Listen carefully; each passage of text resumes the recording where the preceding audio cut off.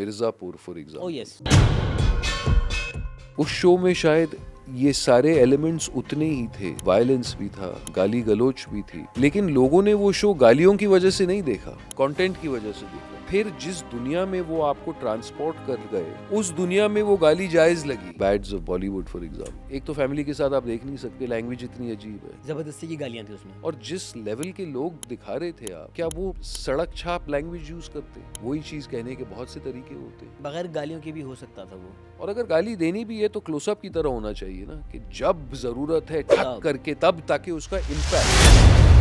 Rana Naidu is also a remake of a western show, तो मैंने भी थोड़ा थोड़ा देखा, मुझे भी वही फील हुई कि जरूरत नहीं है ये सब, यू नो व्हाई। क्यों हो रहा है इस तरह? अच्छा, ये सिर्फ पाकिस्तान में होता है कि जो एक्टर्स हैं वो पूरी शूट डिक्टेट कर रहे होते हैं, पूरा सेट उनके हिसाब से, उनकी टाइमिंग के हिसाब से, उनके मूड के हिसाब से चल रहा होता है, या ये इंटरनेशनली भी ऐसा होता है? नहीं सर, तौबा करें, कैमरा 9 बजे रोल होना है, और अगर करीना को 2 घंटे चाहिए तो वो 7 बजे आएगी, कैमरा 9 बजे रोल होगा ना। काफ़ी एक्टर ऐसे होते हैं जो सेट पे आ तो जाते हैं, मेकअप रूम से नहीं निकल रहे होते। शॉट देने के लिए Shot 10 देने के मिनट लिए लगाते तैयार हैं, होते 15 मिनट लगाते हैं, सर घंटे घंटे भी लगते हैं। कोई फ़ोन पे लग जाते हैं, रिहर्सल के टाइम पे फेसबुक चेक करते होते हैं। सर ये सारी एक्सपोजर की बात है। अब तो इतना बुरा हो गया कि मैं अपनी बेटी से पूछता हूँ कि यार वो मैंने इतना अच्छा स्पीकर दिया है तुम्हें, तुम अपना म्यूजिक इस पे क्यों नहीं बजाती? कहती नहीं अब्बा, मुझे अच्छा नहीं लग रहा कि कोई मेरा म्यूजिक सुने। माशाल्लाह हानिया और बिलाल दोनों अपने करियर के पीक पे हैं, उरूज पे हैं, बहुत अच्छे आर्टिस्ट हैं, ओवरनाइट स्टार्स नहीं बने, उन्होंने अपना वक्त काटा है। उनके साथ परफॉर्म करना या एक अच्छी लेवल पे काम आकर निकलेगा। तो दोनों बहुत हम्बल भी हैं, बहुत ग्राउंडेड हैं। और मेहनती हैं, काम के शौकीन हैं। दोनों पंक्चुअल थे सेट पे।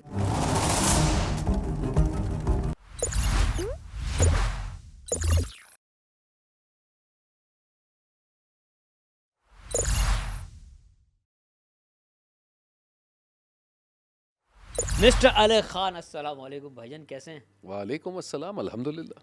Sir it's always pleasure meeting you. हमेशा। My honor to come onto your podcast. Thank you for having me. Sir thank you so much. Ali भाई, ये क्या सीक्रेट है?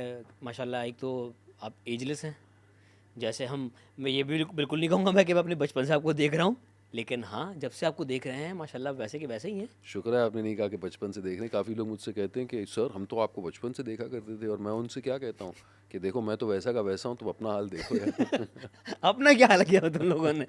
वैसे हाँ, कितना कितना टाइम हो गया है इंडस्ट्री में ओवरऑल काम करते हुए, फैशन लाइफ में? प्रोफेशनल लाइफ में काम करते हुए तो काफ़ी साल हो चुके 30 साल? 30 साल से ऊपर। 30 साल से ऊपर? लेकिन उससे पहले भी काम कर रहा था, क्या? एमिटर, स्टेज पे, थिएटर, ओह तो वो भी एक्टिंग ही था, और वो एक किस्म का फाउंडेशन था आगे के काम का। यस सर, तो वो वो भी थिएटर्स दिखते हैं आपके काम में फिर। बहुत ज़रूरी था, और मैं तो कहूँगा हर एक्टर के लिए बहुत ज़रूरी होता है कि they learn how to polish the craft in a safe space, और थिएटर आपको एक सेफ स्पेस देता है। कितने टाइम तक थिएटर किया आपने?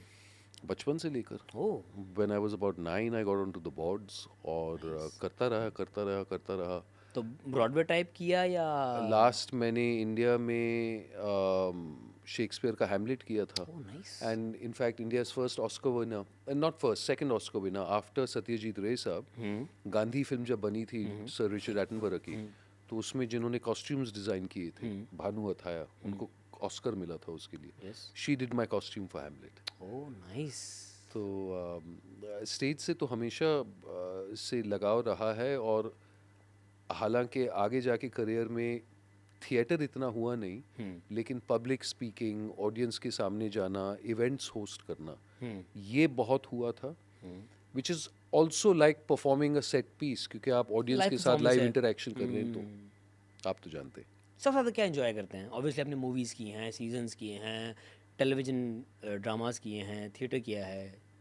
एज अ पर्सन आप खुद क्या एंजॉय करते हैं सबसे ज़्यादा? थिएटर बॉस, उसमें कोई राय नहीं है, कोई शक नहीं है, क्योंकि थिएटर में मैंने वही कहा था ना, इट्स अ सेफ स्पेस।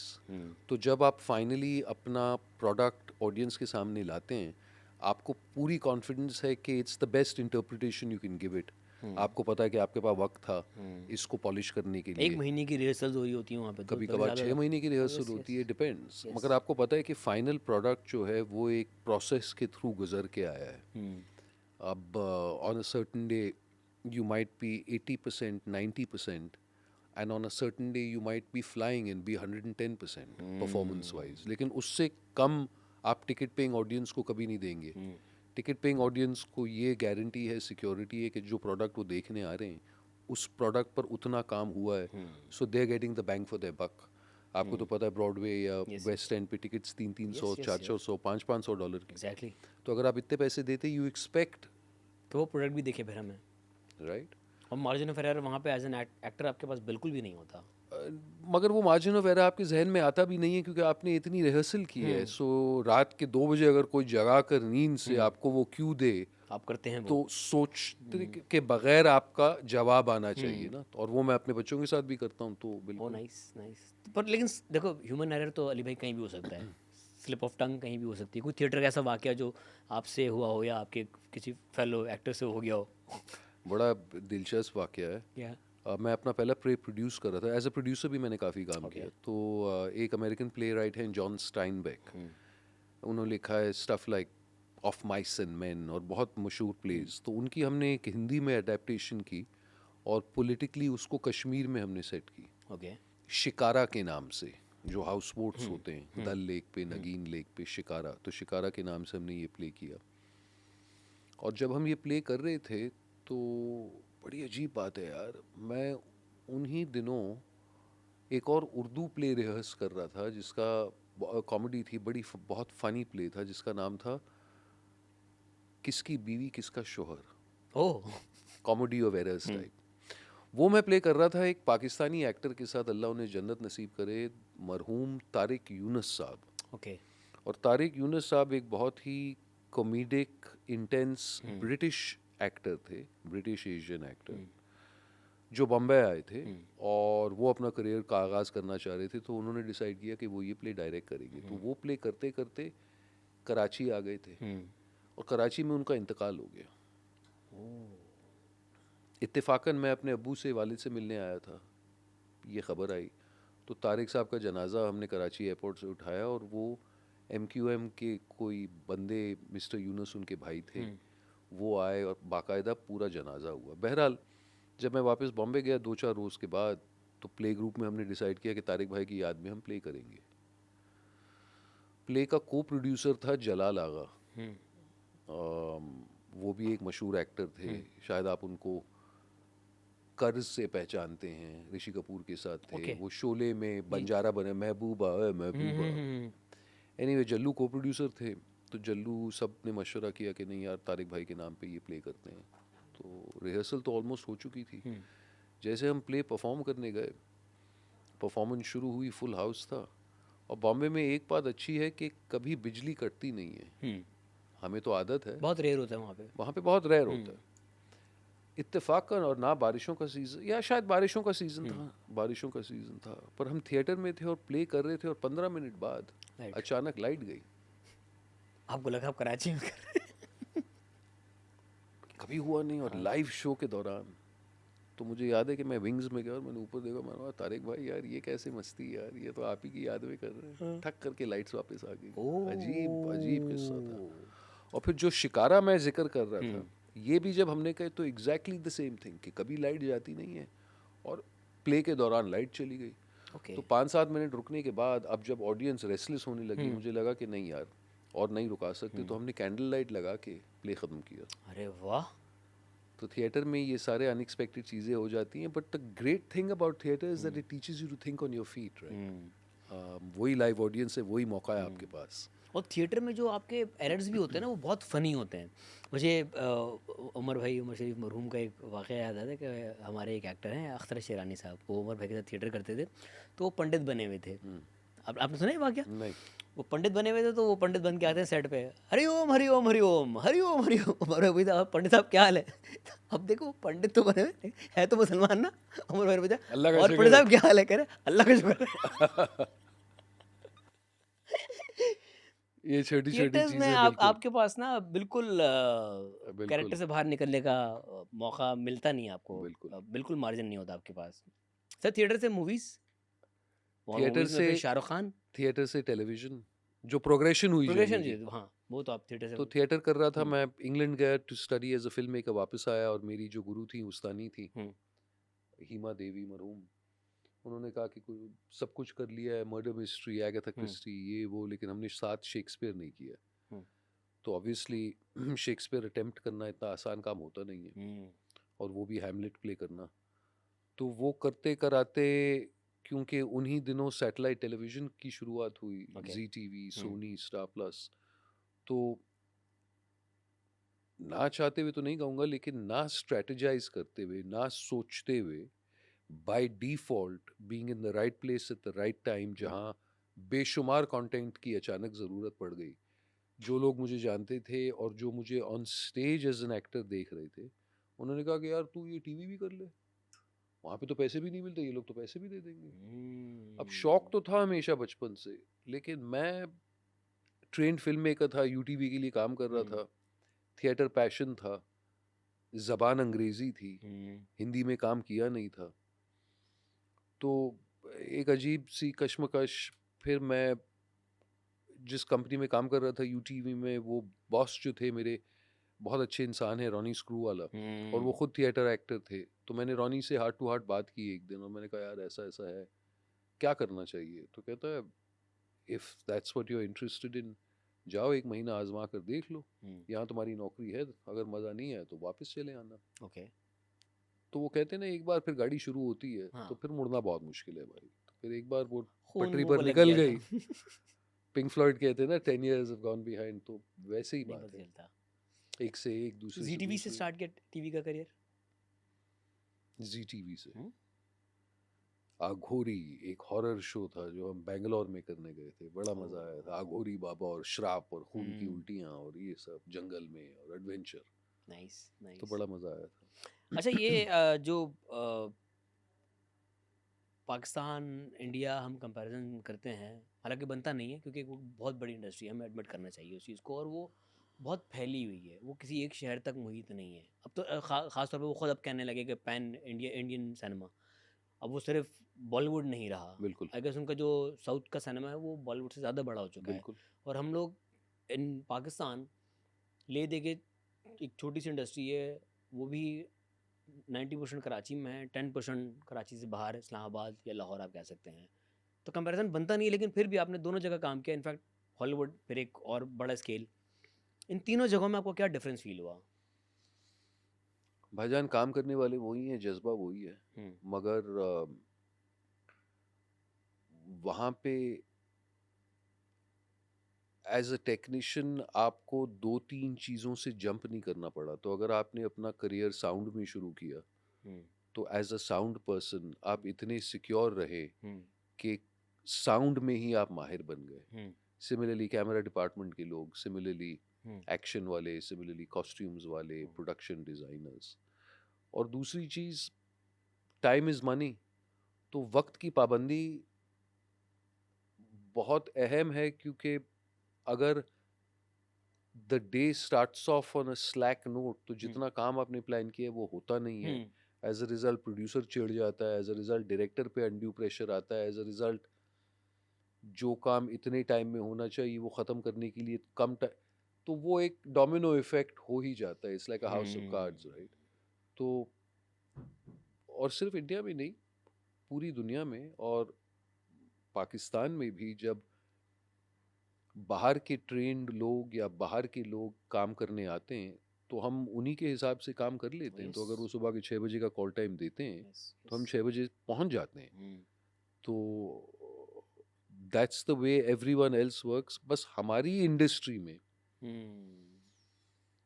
वो लाहौर में फ़ेमस वर्ड्स है ना कि ईज़ी हो जाएँ सर, सब हुँ। हो जाएगा। तो हुँ। कभी-कभार वो ही होता है। लेकिन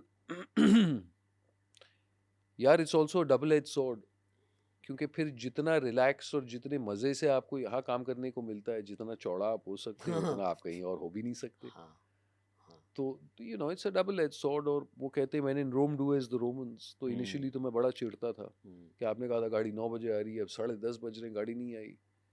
अब मैं और रिलैक्स्ड हो गया हूँ। हुँ। और मैं कहता हूँ कि यार जैसे भी चल रहा है, चल ही रहा है ना। सो हुँ। There is a method to the madness. I guess दोनों इंडस्ट्रीज़ में या अगर हम ओवरऑल बात करें हॉलीवुड भी मिला लें तो प्रोफेशनलिज्म का बहुत डिफरेंस है। वो स्केल 1 टू 10 में ना वो एक अगर 10 पर है, एक अगर 7 पर है तो हम कहीं 3-4 पे चल रहे हैं। सर, सिर्फ प्रोफेशनलिज्म की ही नहीं, बल्कि इल्म की, हुँ। एक्सपोज़र की, हुँ।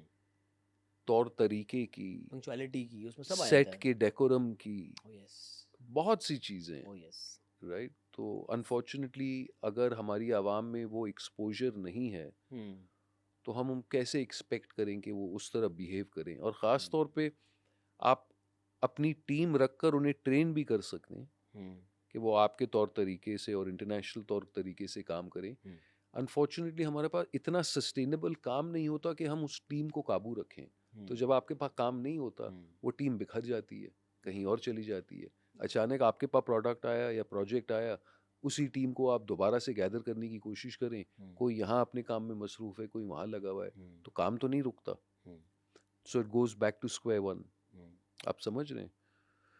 तो ये छोटी छोटी चीज़ें, लेकिन मुझे पूरा यकीन है कि वक्त के साथ साथ, क्योंकि हम बहुत ही शातिर दिमाग की कौम है यस और हम में हुनर की कमी है और नहीं, बेहतरी आ रही है और ग्रेजुअली। बेहतरी आ ही रही है, एक्सपोजर आ रहा है, समझ आ रही है लोगों को। अच्छा, ये सिर्फ पाकिस्तान में होता है कि जो एक्टर्स हैं वो पूरी शूट डिक्टेट कर रहे होते हैं, पूरा सेट उनके हिसाब से, उनकी टाइमिंग के हिसाब से, उनके मूड के हिसाब से चल रहा होता है, या ये इंटरनेशनली भी ऐसा होता है? ये तो आप मुझे बता रहे हैं पाकिस्तान में ऐसे होता है? मैंने तो इत्तेफाक नहीं किया। यार कितनी दफ़ा ऐसा होता है कि पूरी कास्ट बैठी होती है, जो लीड एक्टर है वो आपके दोपहर में 3, अगर 11 बजे पूरी टीम रेडी बैठी हुई है तो वो 3 बजे आ रहे हैं, 4 बजे आ रहे हैं। कभी कभार 7 बजे भी आते हैं, कभी कभार आते भी नहीं हैं। या आप मुझे बता रहे हैं? अरे मैं तो आपसे पूछ रहा हूँ जनाब। ऐसा होता है? नहीं होता? सर होता है सर, लेकिन अगर यही अगर आप चीज़ सोचें कहीं कि हॉलीवुड ऐसा में हो रही होती? अगर आप सोचें कि ऐसा क्यों होता है, तो फिर गलती किसकी है? आर्टिस्ट की गलती है या प्रोड्यूसर की गलती है? अगर प्रोड्यूसर की होती है, तो इतनी आर्टिस्ट क्या इतनी करे? आज़ादी क्यों दी आर्टिस्ट को उनको? इजाज़त दी जा रही है तो वो लेट आ रहे हैं ना। अच्छा, कभी कभार आज़ादी ना भी दी जा रही हो तो वो जस्ट बिकॉज उस लेवल पर पहुंच चुके हैं कि उनके नखरे उठाए जा रहे होते हैं। किसकी गलती है? कौन उठा रहे वो नखरे? मैं तो नहीं उठाता। मेकर्स उठाते हैं, मजबूरी होती है सर उनको, फिर वो क्यों मजबूरी चेहरा भी तो होती है? चाहिए ना वाला। बस बात ख़त्म हो गई। तो सब अपने फ़ायदे के लिए कोई ना कोई मजबूरी उठा रहे हैं ना। अब आप मुड़कर लीड एक्टर से पूछ लें कि भाई आप क्यों आते हैं?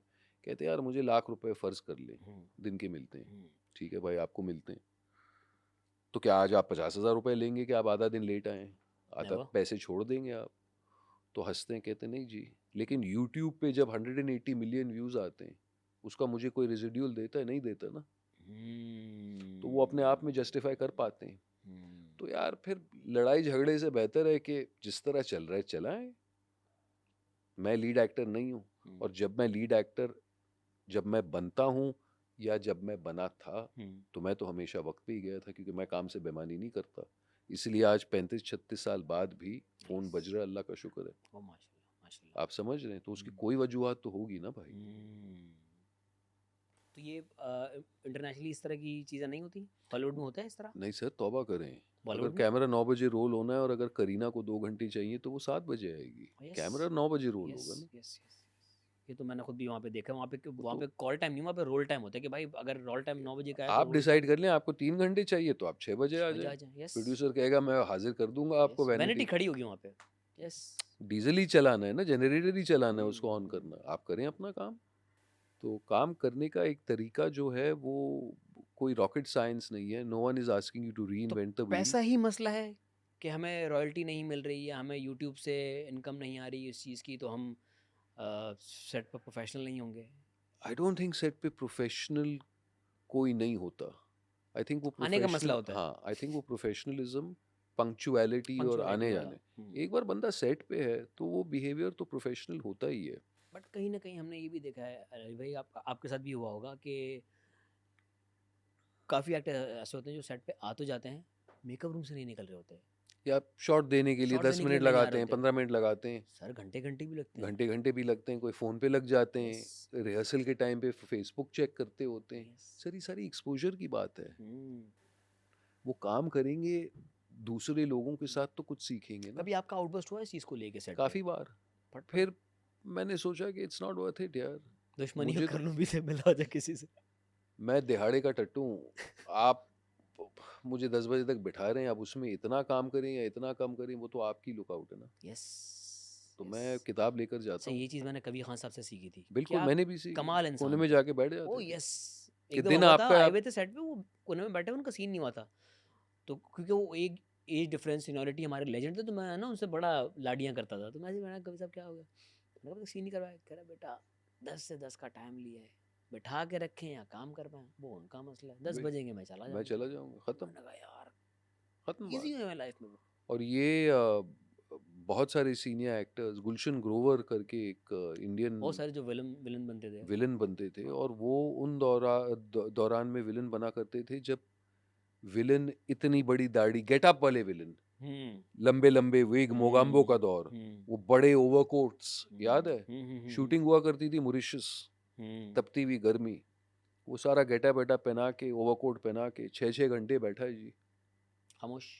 अब आप वो गम लगाएं, यस, यस, पसीने, हाँ। खुजलियां, तो ये मैंने उनसे भी सीखा था कि भाई इसी के तो पैसे मिलते हैं। एक्टिंग तो हमारी घंटे 2 घंटे की होती है पूरे दिन में, हुँ, बाकी 10 घंटे तो आपको इत्मीनान से हुँ। अपने दिमाग को, मेंटल हेल्थ को, उस कैरेक्टर में रहना है आपने। आप कैरेक्टर से भी बाहर निकल जाएं, हुँ, लेकिन लोगों के साथ बदतमीजी ना, हाँ। लोगों को परेशान नहीं करें, रौब ना जमाएं, हुँ, इंसान बन के रहें। तो ये फ़र्क होता है, हाँ। ये है कि आप कहाँ अपनी इंसानियत अपने हाथ से जाने दे रहे हैं। यही बहुत सबसे ज़रूरी चीज़ है। तो मैं यही कहता हूँ कि एक्टर का काम करना है एक्टिंग। हुँ, कभी कभार जिस किस्म का काम आप पसंद करते हैं उस टाइप की स्क्रिप्ट मिलती है, और कभी कभार ऐसी स्क्रिप्ट मिलती है जो आप सोचते हैं कि नहीं, करियर का फ़ायदा है, बॉल्स मिलने वाले, कर लेना चाहिए। हुँ। और कभी कभार ऐसा काम भी मिलता है जो आप सोचते हैं कि ये ऐसा काम है कि अंडर द रेडर चले जाएगा, कोई देखेगा नहीं, पैसे आ जाएँगे। लेकिन किचन चल रहा है मेरा। और शायद आप मेरे सेंटिमेंट से हुँ, सहमत रहेंगे कि कुछ काम ऐसा भी होता है जो आप किचन चलाने के लिए करते हैं। हुँ, तो हर हर चीज़ की एक जस्टिफिकेशन तो होती है। हुँ। तो अभी जो आपका ये मेरी ज़िंदगी है तू, जो चल रहा है, जी जी। वो किस ज़मरे में आता है? आईबॉल्स, किचन मनी या कैरेक्टर अच्छा लगा था? आई थिंक तीनों। हुँ, इससे पहले मैंने हानिया के साथ एक और शो किया था, हुँ, मेरे हमसफ़र के बढ़िया। नाम से, वो शायद ए आर बाय का ही था। हुँ, एनीवे वो शो बड़ा पॉपुलर हुआ था। हुँ, और उसमें हानिया और मेरी केमिस्ट्री बड़ी अच्छी थी। हुँ, तो जब मुझे ये शो ऑफ़र हुआ, it was very refreshing for me, क्योंकि पिछले 2 साल मैंने ज़्यादा इंडिया में काम किया है हुँ, नेटफ्लिक्स के लिए, हुँ। 2 3 वेब सीरीज़ वगैरह वगैरह, एक आध फिल्म। आशीष तेहरान, आचीज़, तेहरान, द रॉयल्स द एक Royals, series yes, I yes, थी। Yes, yes sir. फिर हॉटस्टार के लिए 2 सीरीज़ की, हुँ, काजोल के साथ। हुँ, तो पाकिस्तानी टीवी से मैं काफ़ी दूर रहे। गायब रहा। हुँ, और जब ये काम ऑफ़र हुआ तो मुझे लगा कि अम, सबसे पहले तो मेन स्ट्रीम कमर्शियल काम है, हुँ, और माशाल्लाह हानिया और बिलाल दोनों अपने करियर के पीक पे पीक हैं, पर है, उरूज पे नो हैं, डाउट, और बहुत अच्छे आर्टिस्ट्स हैं। No doubt. ओवरनाइट स्टार्स नहीं बने, हुँ, उन्होंने अपना वक्त काटा है। हुँ, तो उनके साथ परफॉर्म करना या एक अच्छी लेवल हुँ। पे काम आकर निकलेगा। ये दोनों बहुत हम्बल भी हैं, बहुत ग्राउंडेड हैं, और मेहनती हैं, मेहनती हैं, और यस। काम के शौकीन हैं, हुँ, और एटीट्यूड नहीं देते, हुँ, और चाहते हैं कि वो वक्त को मद्देनज़र रखते हुए जितना काम उनसे बेहतर हो हुँ, सके, like all of us do यार, हुँ, मतलब। हुँ। दोनों पंक्चुअल थे सेट पे? और अल्हम्दुलिल्लाह गुड। कोई ऐसा तो मसला ख़ास हुआ नहीं। हुँ, and I think the decision proved wise, because अभी तक जो फैन से और जो नाजरीन से हुँ, फीडबैक आई है हुँ, वो पॉजिटिव है। हुँ, एंड माशाल्लाह मुसद्दिक मलिक डायरेक्टर जो हैं हमारे, he is on the top of his game. इससे पहले उन्होंने एक और हिट सीरियल दी थी हुँ। नूरजहाँ के नाम से, काफ़ी काम वो किया है। नदीम भाई को असिस्ट भी करते थे पहले वो। बिल्कुल हुँ, बिल्कुल। तो ये सब देखते हुए कि कौन बना रहा है, कैसे बन रहा है, क्या होगा हुँ। पैकेज, तो एक इन्फॉर्म्ड डिसीजन ली थी, एंड अल्हम्दुलिल्लाह it's proved to be the right decision. अच्छा बीच में आपका एक इंटरव्यू नज़र से गुज़रा जिसमें आपने ये भी कहा था कि अब कुछ ऐसे ड्रामे भी बनने चाहिए जहाँ पे बच्चे वालिदैन के रिश्ते करवाएँ। इसके पीछे क्या फ़िलॉसफ़ी है? मैं यही कह रहा था कि यहाँ पे मुख्तलिफ स्टोरी लाइंस नहीं होती ना, बहुत लीनियर स्टोरी टेलिंग हो हुँ। जाती है, तो और राइटर्स एक ही तरह की कहानियाँ घुमा-फिरा के और बयान की जा रही राइटर्स होती हैं। वो एक ही मेन प्रोटैगनिस्ट के बारे में लिखना चाहते हैं। तो हुँ, मैं तंजिया ये कह रहा था कि क्यों ना अब हम बोर हो गए, एटलीस्ट हुँ, मैं बोर हो गया हूँ कि हुँ, सिर्फ बच्चों की शादी, बच्चों की हुँ। शादी। It would be so interesting कि बच्चे अपने वालिदैन की शादी करा रहे हैं, तो आप ऑन स्क्रीन शादी मिस कर रहे हैं। और 200 शादी करने के बावजूद सोच लें भाई। आधी मुजरिम है भाई। टुश। तो उस कॉन्टेक्स्ट में कह रहा था। और फिर आपसे उसी इंटरव्यू में वो एक एक्सट्रैक्ट की गई न्यूज़ वो आप ही क्लियर करेंगे कि जो ड्रामे जिस तरह से लिखे जा रहे हैं ऑडियंस वैसे ही देखने चाह रही है या ऑडियंस को जो दिखाया जा रहा है ज़बरदस्ती दिखाया जा रहा है, वो क्या था मामला? जो टीआरपी की कंसेंसस लेते हैं वो किन से लेते हैं, वो टारगेट ऑडियंस कौन है, वो कौन से घर 300 घर टैप होते हैं पता चलने के लिए कि क्या पॉपुलर होता है क्या नहीं। अभी वीकेंड पे मैं एक कराची में लिटरेचर फेस्टिवल हो रहा था, अदब फेस्टिवल के नाम से, तो वहाँ पे हमारे साथ जो पैनल डिस्कशन चल रहा था एक टीवी और ड्रामों के बारे में, हिना बायात या किसी ने ये सवाल उठाया कि यहाँ बैठे हुए कितने लोग ऐसे प्रोग्राम देखना चाहते हैं जो शादियों पे हो, ज़रा हाथ उठाएं। तो उस 200-500 के मजमे में 2-4 हाथ उठ गए, meaning to say that that is not your target audience. तो मैंने मुड़ के कहा कि आप इन लोगों से क्यों पूछ रहे हैं, ये लोग तो अदब फेस्टिवल पे आए हैं, आप टीवी ऑडियंस से पूछे ना, उनको तो पता भी नहीं है कि अदब फेस्टिवल हो रहा है। They are two diverse audiences. Yes yes, आप हर समझ तरह रहे का हैं, कंटेंट कंज्यूम करने वाला इंसान है। आप समझ रहे हैं, तो उस माशरे से आप पूछें, और वो माशरा क्या देखना चाहता है, जो आपकी आईबॉल्स हैं, जो आपके 180 मिलियन में से हजूम है, वो इस टाइप का कंटेंट सर देखना चाहता 240 मिलियन, 180 कहाँ वो? है। तो जितने भी मिलियन भाई, तो 240 250 हो गए अब तो। यस, मेजॉरिटी आपका उसी तरह का कंटेंट कंज्यूम करती है, बल्कि आप ये देखें ना, इसलिए जब मैं टीआरपीस। कंटेंट प्रोड्यूस करता हूँ या करूँगा, तो मैं उससे बिल्कुल opposite type of content produce करूँगा, क्योंकि उस कंटेंट से मैं ज़्यादा आइडेंटिफाई नहीं करता। मेरे भी 2 बच्चे हैं, इंशाल्लाह मैं भी उनकी शादी करवाऊँगा, but that is not the be all and end all of my life. उसके अलावा भी काफ़ी कुछ है। तो अली भाई, आप खुद किस तरह का कंटेंट प्रोड्यूस करना चाह रहे हैं, बल्कि आपने कुछ किया भी है रिसेंटली, क्या है वो बता सकते हैं? भाईजान, मैंने शायद ज़िक्र किया कि I am a trained film maker. Yes. तो मैं इंग्लैंड जाके film making came back, directed for UTV वगैरह वगैरह, और बीच में मैं ad films, public service films, shout outs करता रहता हूँ। लेकिन मैंने सोचा यार कि यहाँ पे अगर, और क्योंकि मेरा तजुर्बा काफ़ी एक्सटेंसिव है और मैंने बहुत जगहों में काम किया है, मैं ये पूरे दावे से कह सकता हूँ कि पाकिस्तान में जिस किस्म का काम हो सकता है with the resources at our disposal, अंग्रेजी की कहावत है चीपेस्ट चिप्स। तो technical expertise, in front of camera talent, music, edits, equipment hire, locations, किसी चीज़ की कमी नहीं है। अगर किसी चीज़ की कमी है तो वो आइडिएशन की और कॉन्सेप्ट्स की। क्यों कमी है? क्योंकि सब सोचते हैं एक ही सोच के साथ, और वो लोकल मार्केट की। तो मैंने सोचा कि फिर इंटरनेशनल मार्केट में क्या बिकता है, तो इंटरनेशनल मार्केट में अनफॉर्चुनेटली सिर्फ बुरी चीज़ें बिकती हैं।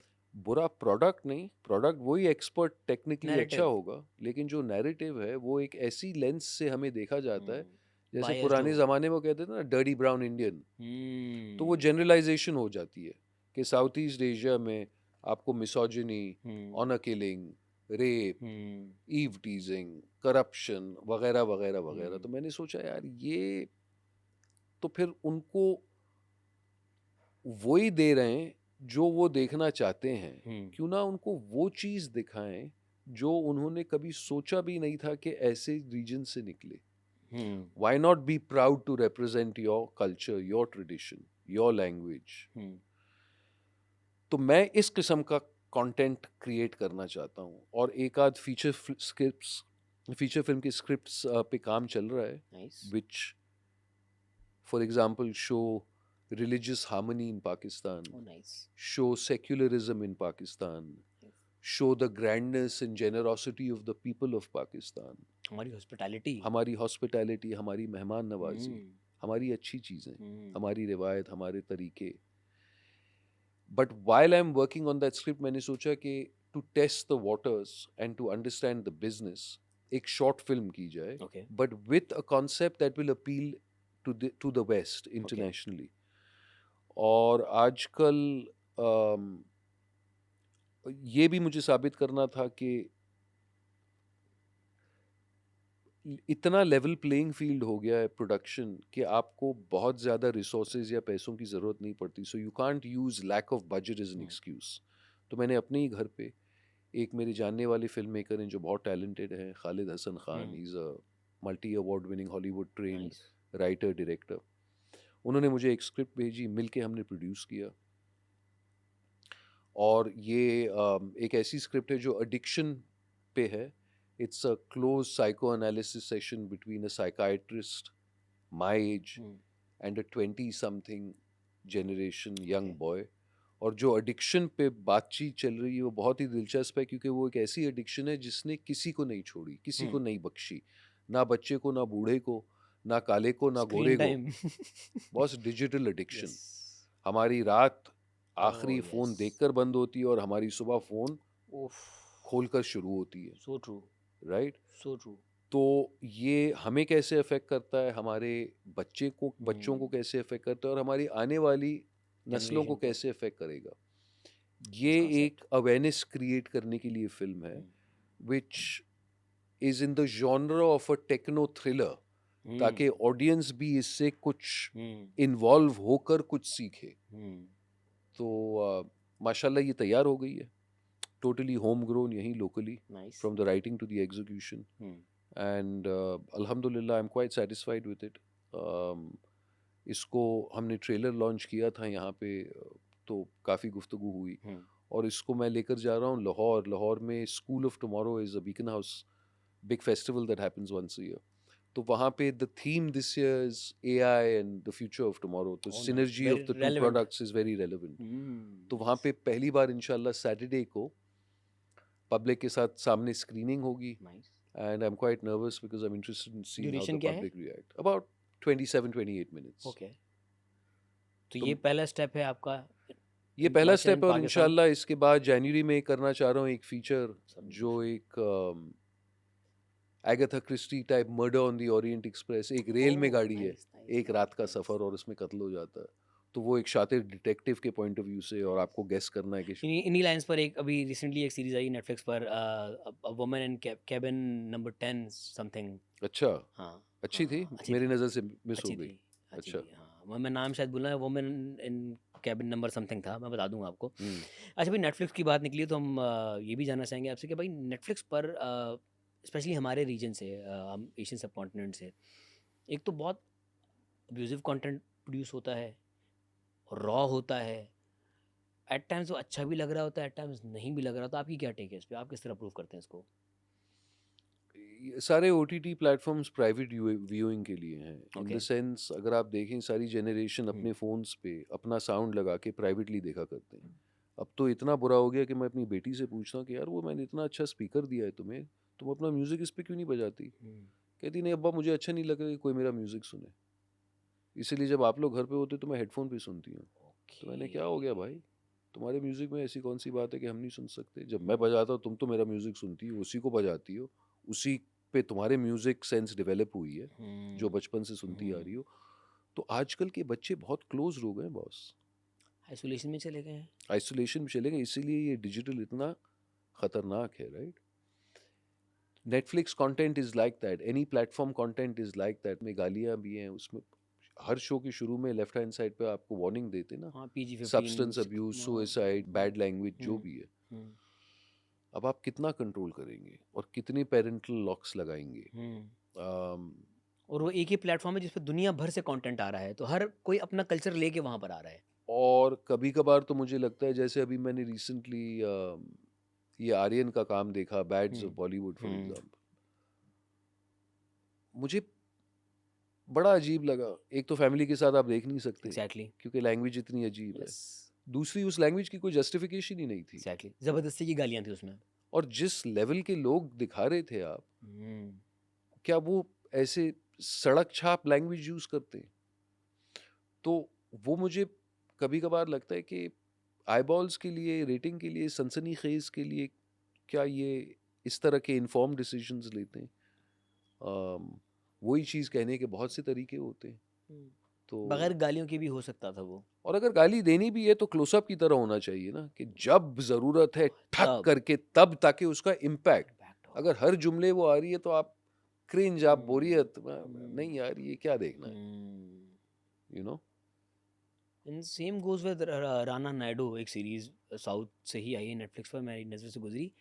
मतलब बनता नहीं है गाली का होना वहाँ पे. वो एक फाउल लैंग्वेज के बगैर भी वो जुमले का जो वजन है या जो इम्पैक्ट है वो उतना ही होगा. बिल्कुल. लगता राना है नायडू इज जबरदस्ती. Also a remake of a western show, जो मैंने पूरा देखा है. and Suparn Verma, the guy who did the Trial season 1, he's the creator of Rana Naidu. Okay, तो मैंने भी थोड़ा थोड़ा देखा, मुझे भी वही फील हुई कि ज़रूरत नहीं है ये सब, यू नो, व्हाई, क्यों हो रहा है इस तरह? क्यों? आई डोंट नो, शायद to identify with a younger generation में भी, गालियाँ दे के? गालियों से शायद लुभाना, वियर्ड। आई गेस जहाँ तक रॉ कंटेंट की बात है, रॉ एक हद तक अच्छा लगता है, लेकिन उस रॉ में अगर अब्यूजिव आ जाए या अननेसेसरी इंटिमेसी देखिए आ ना, आप जाए। एक शो लें अमेजॉन वालों का, Mirzapur for uh example, yes. उस शो में शायद ये सारे एलिमेंट्स उतने ही थे, वायलेंस भी था, गाली गालियाँ भी गलौच थी। भी थी, लेकिन लोगों ने वो शो गालियों की वजह से नहीं देखा, कंटेंट की वजह से देखा। और यस। फिर जिस दुनिया में वो आपको ट्रांसपोर्ट कर गए, उस दुनिया में वो गाली जायज लगी, यस। तो रियलिस्टिक फिर थी। वो गाली आई और गई और आपको इतना ऑफेंड नहीं, आपको या वहाँ के कल्चर का हिस्सा लगी वो। आप समझ रहे हैं, तो it depends on how it's also introduced, why it's introduced, वो भी तो जरूरी होता और है। मुझे ना फहद भाई। जैसे हम, सॉरी आपकी बात काट रहा हूँ, हम एक शो कर रहे थे एप्पल टीवी के लिए, शांताराम, हम्म, और टिम कुक जो सीईओ हैं एप्पल टीवी के, उनके डायरेक्टिव्स ये हैं कि उनके चैनल पे कोई सिगरेट नहीं पी सकता, कोई ओह, गाली नहीं दे सकता, कोई गन नहीं नजर आएगी। हमारा शो था बम्बई की जुगी पर, 3,000 बस्तियां बनी हुई थी, स्लम्स में था। स्लम्स में था, धारावी। धारावी दिखाया था। ओके। अब आप सोचिए, धारावी दिखा रहे हैं हम, उसमें सेट वालों ने गंदा नाला बनाया है, गंदे नाले में गंदा पानी भरा है, लेकिन नाले के इर्द गिर्द जमीन पे एक कागज का टुकड़ा या एक बीड़ी स्टब्ड आउट या किसी पान की पीप, कोई निशान नहीं। तो जब टॉप एंगल गए तो सेट बिल्कुल, तो मैंने डायरेक्टर से कहा कि खुदा के बंदे, पहले तो 2-3 लोगों को पीछे बिठा, सिगरेट विगरेट पिला, नॉर्मल यार, ताकि लगे ऑर्गेनिक लगे। नहीं जी, इजाजत ही नहीं है, सैनिटाइज्ड बिल्कुल। तो कभी कभार ये भी हो जाता है, तो you have to make the best of, balance ज़रूरी है कि बहुत रियलिटी जरूरी, भी दिखे, बहुत जरूरी, बट वो कहीं ओवर रियलिटी पे ना चला जाए। बिल्कुल बिल्कुल। अच्छा, मैं फात भाई की बात करूँ, फात भाई ने बड़ी अच्छी बात की थी। एकदम बैठे हुए तो कह रहे थे कि यार कंटेंट में गाली डालना ना, आपको अपना कंटेंट आसान करना है कि आपसे कुछ नहीं हो रहा, आप गाली दे दो। अगर क्या आपको आपके अच्छा पास और अल्फाज नहीं है, क्या मसला अल्फाज हो नहीं गया? है, जुमले का वजन ही नहीं बन रहा ना आपका, आप उसमें गालियाँ ऐड कर रहे हैं, तो ये गालियों वाले कंटेंट, ये ज़बरदस्ती वाले काम होते हैं। जिसको अच्छा काम करना है, आज भी नेटफ्लिक्स पर काफ़ी ऐसे, या अमेज़ॉन पर बहुत सारे ऐसे कंटेंट आपके पास मौजूद हैं जो जिनमें फाउल लैंग्वेज नहीं है, वो क्लीन है। और वहाँ पे अगर एक गाली आती भी है ना, तो वो बिल्कुल ऐसा नहीं लग रहा था कि यार ये मिसमैच है, बिल्कुल, पार्ट ऑफ इट लग रहा होता है। वही मैं, इसीलिए तो मैंने आपको मिर्जापुर का एग्जांपल दिया। अब आप सोचें, फिल्म लाइक शोले, यस। आज तक लोगों को रवानी डायलॉग याद है, उसमें लहजा था, उसमें गाली नहीं थी, उसमें मिठास थी। अरे ओ सांबा, कितने आदमी थे, दो सरकार, दो तुम, वो दो और तुम लोग पांच, वजन वो ही था, गाली की जरूरत थी नहीं, नहीं थी। बिल्कुल नहीं। और वो अपनी धोबन से अमजद साहब ने वो लहजा इस्तेमाल किया था, और आई जो गेस धोबन आई, वही, आई गेस आर्ट है आपका। बिल्कुल हम बिल्कुल। अब आर्ट से दूर हो रहे हैं शायद इसी वजह से। इसलिए वो कहते हैं ना कि आउट ऑफ द बॉक्स आपको लाइन दी जाए और राइटर ने कहा है कि ये चिल्ला के बोलें, आप उतने ही इफेक्टिव हो सकते हैं अगर वो लाइन आप दबा के बोलें। आपको राइटर का मफहूम स्क्रीन पर लाना है, वरना तो राइटर ही एक्ट कर लेना, आप पोपट तो नहीं है, आपको नहीं चिल्लाना भाई। आपको लगता है कि आप ज्यादा वजन दे सकते हैं उसको अंडर करके, तो there are always two ways to look at a situation. अच्छा, बात आई आर्ट की। आर्ट से होते हैं आर्टिस्ट, और कहते हैं कि आर्टिस्ट की कोई बाउंड्रीज नहीं होती, और ऐसा ही है। हम इंटरनेशनली काम कर रहे होते हैं बहुत सारे लोगों के साथ। पाकिस्तान इंडिया के हालात कितने ही ख़राब हों, पाकिस्तानी इंडियंस मिलके काम कर रहे होते हैं दुनिया भर में। अभी रिसेंटली नेपाल में हुआ, हमारे एक पाकिस्तानी सिंगर हैं तलहा अंजुम। बहुत अच्छा किया, क्या बहुत आपकी अच्छा क्या किया, टेक है उसके ऊपर? उन्होंने बहुत जो अच्छा इंडियन किया फ्लैग भाई, लहराया। बहुत अच्छा किया यार। हम इंसान हैं, हम्म, हमें मतलब अमन फैलाना चाहिए यार। हम्म, उसका फैन बेस है। हम्म, अब मैं अगर एज एन एक्टर इंडिया जाऊं हम्म, और ये शो चल रहा है, तो आपको क्या लगता है लोग मुझे सराहते नहीं है? हम्म, रोड पर नहीं कहते अरे सर आप तो ये शो कर रहे हैं हम देख रहे हैं इतना मजा आ रहा है, यस यस यस। या वो ये कहेंगे कि जूता मारो भाई पाकिस्तानी शो कर रहे हो। आम तो आवाम जो है वहाँ की वो प्यार करती है आपसे। बेशक बेहद, यस और यस हमारी यस आवाम भी बेहद प्यार करती है यस सर। यस बस हर दिसे ना, there's always a rotten egg in every basket। Yes. तो बस वही केस है यार, और वो जहालत का आलम है और कुछ नहीं। सर यही पाकिस्तानी इंडियन दुबई में रह रहे होते हैं, एक ही कमरे में 4 पाकिस्तानी हैं 4 इंडियन हैं, साथ सर खाना खा रहे हैं, साथ उठ रहे बैठ रहे हैं, एक दूसरे की साथ हेल्प कर रहे नमाज हैं, पढ़ रहे हैं, हर साथ चीज नमाज कर पढ़ रहे रहे हैं हैं। सर, यस हर चीज कर रहे हैं भाई, यस सिर्फ यस दुबई में नहीं यस। पूरी दुनिया पूरी में, दुनिया में। पूरी दुनिया में। जब इंडियंस यहाँ आते हैं हम उनसे पैसे नहीं लेते, ओ यस। जब हम बाहर जाते टैक्सी ड्राइवर हमसे पैसे नहीं लेते, नहीं जी आप तो इतना प्यार है जनाब कि बस क्या कहें, और उस बड़ी पर अफसोसनाक बात है। तो उनको जिस तरह से अब हमारे टेलीविज़न पर ही बुलाकर हमारे दूसरे होस्ट ने, मैं नाम नहीं लूँगा किसी का, उनको बैश किया गया बाकायदा कि क्यों ये हरकत की है, इस वक्त पॉलिटिकली हमारे हालात ठीक नहीं है दोनों मुल्कों के। तो मेरे ख्याल से पॉलिटिक्स को और आर्ट्स को दूर नहीं रखना चाहिए।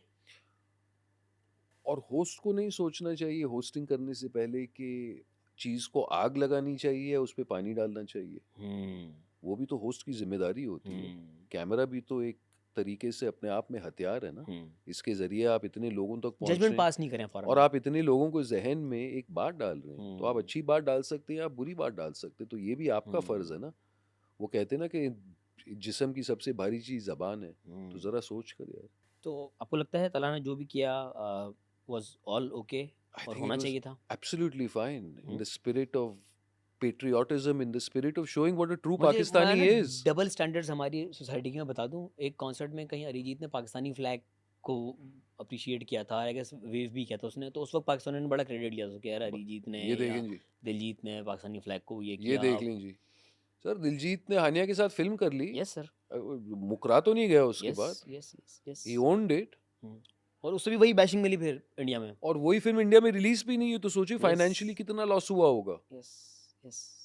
Right, but still he owned it, it was a decision they made with their eyes open। Thank you so much Ali भाई, it was lovely having you. हमेशा जब भी आपके साथ बैठते हैं मज़ा आता है। थैंक यू अयाज, आपने शो पर बुलाया, बड़ा मज़ा आया, पहली बार आया हूँ ये ARY पॉडकास्ट पर, और बड़ा अच्छा लगा क्योंकि सबसे पहले तो टाइम होता है आपको अच्छी गुफ्तगू करने का, रिलैक्स्ड इन्वायरमेंट है, और सबसे ज़रूरी चीज़ ये है कि मैं आपके नाजरीन के लिए एक सरप्राइज़ भी देना चाहता हूँ, क्योंकि इस पॉडकास्ट पर आ ही गए और शॉर्ट फिल्म के बारे में बात कर ली है, तो आपकी इजाज़त के साथ मैं आपको अगर ट्रेलर भेज दूँ इसका, तो वो भी आप नाजरीन के लिए चला लें ताकि उनको कुछ समझ आ जाए। ठीक है सर, ट्रेलर चला लेंगे आपका, और जो आप फीचर फिल्म बनाने जा रहे हैं उसके लिए भी सर आपको best of luck. Thank you sir, thank you. जनवरी में बन रही है इंशाल्लाह। मैं फिर आ रहा हूँ फिर ऑडिशन देने। सर आ जाए सर, हम आपको आने की ज़रूरत नहीं, आप खुद बुलाएंगे।